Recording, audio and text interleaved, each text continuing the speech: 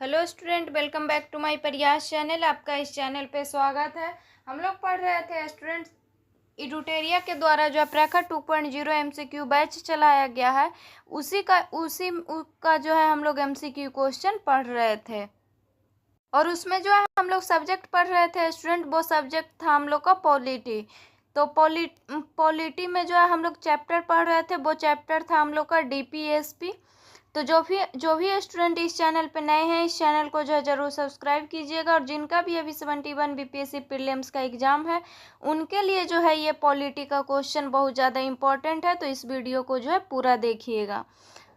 आज का जो है इसमें जो है हम लोग स्टूडेंट इस चैप्टर में पिछले वीडियो में जो है हम लोग कुछ क्वेश्चन पढ़ चुके थे, और जो आज जो है हम लोग जो क्वेश्चन बचा हुआ है उसको जो है आज हम लोग पढ़ेंगे।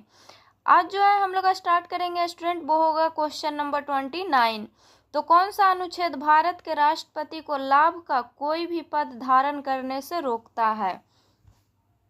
तो कौन सा अनुच्छेद भारत के राष्ट्रपति को लाभ का कोई भी पद धारण करने से रोकता है? तो ये जो है रोकता है आर्टिकल 59(1). नेक्स्ट क्वेश्चन है क्वेश्चन नंबर 30। भारत के राष्ट्रपति पर महाभियोग चलाने के लिए कम से कम कितने दिन की पूर्व सूचना आवश्यक है? तो भारत के राष्ट्रपति पर महाभियोग चलाने के लिए कम से कम कितने दिन की पूर्व सूचना आवश्यक है? तो ये जो है 14 दिन के पूर्व सूचना आवश्यक है। भारतीय संविधान के अनुच्छेद 61(2) के अनुसार राष्ट्रपति के खिलाफ महाभियोग की कार्यवाही शुरू करने के लिए कम से कम 14 दिन का पूर्व नोटिस देना अनिवार्य है। नेक्स्ट क्वेश्चन है क्वेश्चन नंबर 31। भारत के राष्ट्रपति पर महाभियोग लगाया जा सकता है? तो भारत के राष्ट्रपति पर महाभियोग लगाया जा सकता है संविधान का उल्लंघन करने के लिए। तो इसका आंसर हो जाएगा ऑप्शन नंबर ए। अब जो है हम लोग इसका एक्सप्लेनेशन पढ़ लेंगे स्टूडेंट। तो भारतीय संविधान के अनुच्छेद 61 के अनुसार राष्ट्रपति के खिलाफ महाभियोग केवल संविधान के उल्लंघन के आधार पर किया जा सकता है। लोकसभा में बहुमत खोना, आपराधिक अपराध या कार्यपालिका के दुरुपयोग के कारण नहीं। Question number 33। संसद का कौन सा सदन राष्ट्रपति के विरुद्ध महाभियोग की कार्यवाही शुरू कर सकता है? तो ये जो है करेगा संसद का कोई भी सदन। राष्ट्रपति के खिलाफ महाभियोग की कार्यवाही संसद के किसी भी एक सदन में शुरू की जा सकती है, या लोकसभा या राज्यसभा में। जिस सदन में यह प्रस्ताव पारित होता है वह इसे दूसरे सदन को भेजता है, जहां इसकी जांच और निर्णय होता है। Question number 33। अनुच्छेद 61 के अंतर्गत महाभियोग प्रस्ताव पारित करने के लिए संसद के प्रत्येक सदन में किस प्रकार के बहुमत की आवश्यकता होती है? तो प्रत्येक सदन में जो है किस प्रकार के बहुमत की आवश्यकता होती है? तो सदन के कुल सदस्यता के 2/3 बहुमत की आवश्यकता होती है। अब जो है हम लोग इसका एक्सप्लेनेशन पढ़ लेंगे। तो राष्ट्रपति के खिलाफ महाभियोग प्रस्ताव पास करने के लिए आर्टिकल 61 के तहत विशेष बहुमत आवश्यक है। सदन के कुल सदस्यों के कम से कम 2/3 सदस्यों का समर्थन होना चाहिए। कितने सदस्यों का समर्थन होना चाहिए? तो 2/3 सदस्यों का समर्थन होना चाहिए। यह सुनिश्चित करता है कि इतनी गंभीर कार्रवाई के लिए व्यापक सहमति हो। Question number 34। आर्टिकल 72 के तहत राष्ट्रपति की शक्ति का प्रयोग इस प्रकार किया जाता है। तो आर्टिकल 72 के तहत राष्ट्रपति की शक्ति का प्रयोग किया जाता है मंत्रिपरिषद की सलाह पर। तो इसका आंसर हो जाएगा ऑप्शन नंबर बी। आर्टिकल 72 के तहत राष्ट्रपति के पास क्षमा देने, सजा में राहत देने आदि के अधिकार हैं। तो ये जो है राष्ट्रपति के पास क्षमा देने, सजा में राहत देने आदि के अधिकार कि आर्टिकल 72 के तहत है। लेकिन यह अधिकार राष्ट्रपति प्रधानमंत्री के नेतृत्व वाली मंत्रिपरिषद की सलाह पर ही प्रयोग करते हैं। तो ये अधिकार जो है राष्ट्रपति कब जो है प्रयोग करते हैं? तो प्रधानमंत्री के नेतृत्व वाली मंत्रिपरिषद की सलाह पर प्रयोग करते हैं, अर्थात वे इस मामले में स्वतंत्र रूप से निर्णय नहीं लेते। Question number 35। उपराष्ट्रपति निम्नलिखित के पदेन सभापति के रूप में कार्य करता है। तो उपराष्ट्रपति जो है राज्यसभा के सभापति के रूप में कार्य करता है। तो इसका आंसर हो जाएगा option number B. Question number 36 सही कथन चुने। तो फर्स्ट कथन दिया हुआ है भारत का राष्ट्रपति स्टूडेंट, भारत का उपराष्ट्रपति भारत के राष्ट्रपति को अपना त्याग पत्र दे सकता है।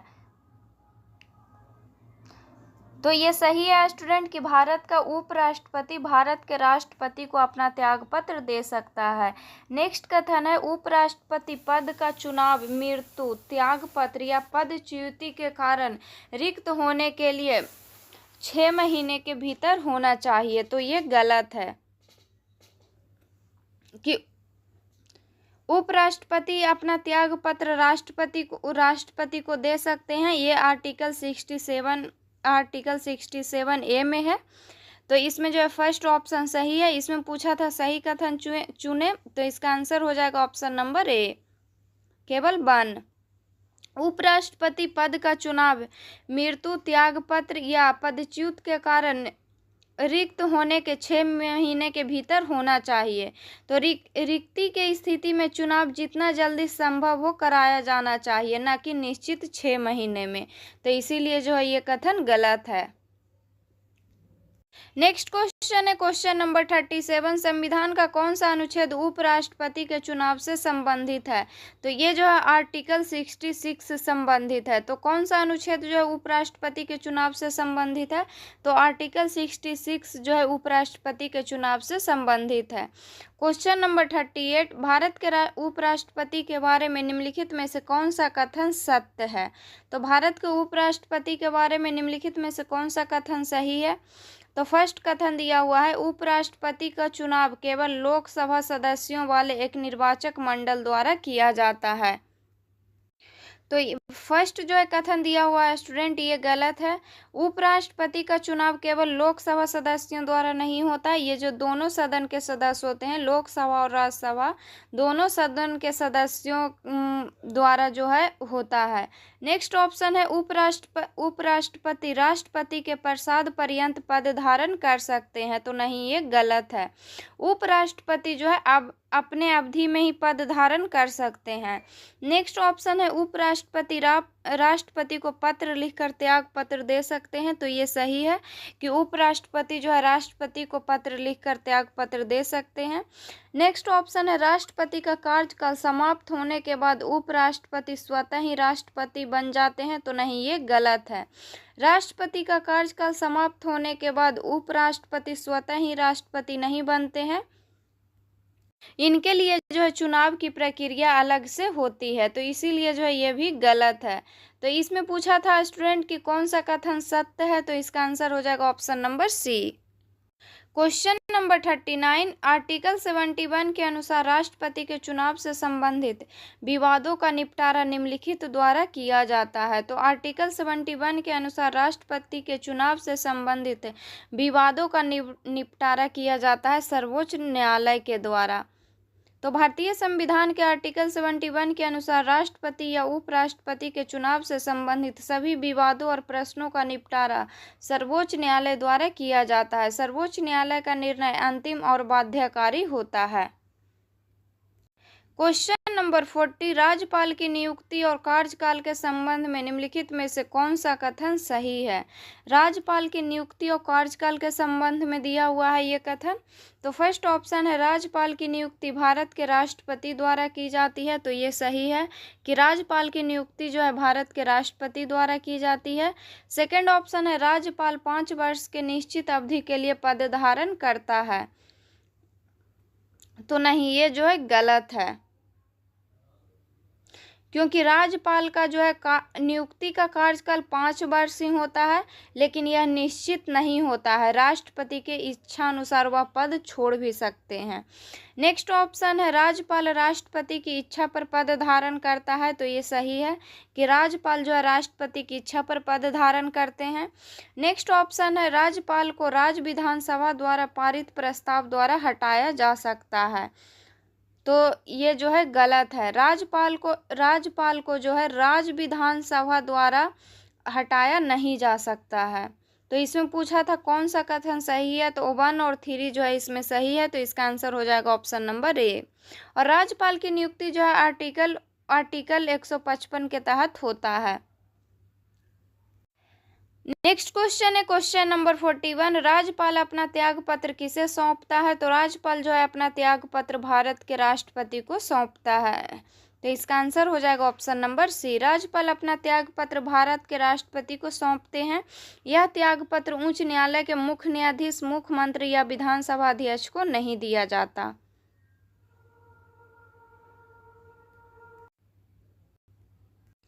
तो इसमें जो है इतना ही क्वेश्चन था स्टूडेंट। नेक्स्ट वीडियो में जो है हम लोग नेक्स्ट चैप्टर को पढ़ेंगे। अगर वीडियो अच्छा लगे तो वीडियो को लाइक कीजिएगा और चैनल को सब्सक्राइब कीजिएगा। और जो भी है स्टूडेंट इस चैनल पे नए हैं, इस चैनल को जो है ज़रूर सब्सक्राइब कीजिएगा। और जिनका भी अभी 71 बीपीएससी का एग्ज़ाम है उनके लिए जो है ये पॉलिटी का क्वेश्चन बहुत ज़्यादा इम्पॉर्टेंट है। तो इसको जितना हो सके उतना रिवीजन कीजिएगा।